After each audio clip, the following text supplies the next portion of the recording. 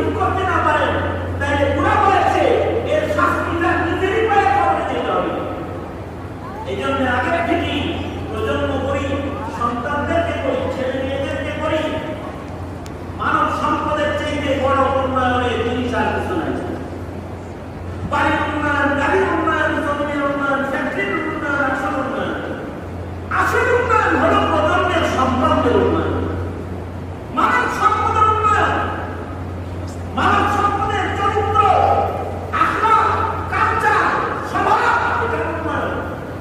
এই উন্নয়ন ঘটাইতে হবে, সন্তানদের স্বভাবগত উন্নয়ন ঘটাইতে হবে।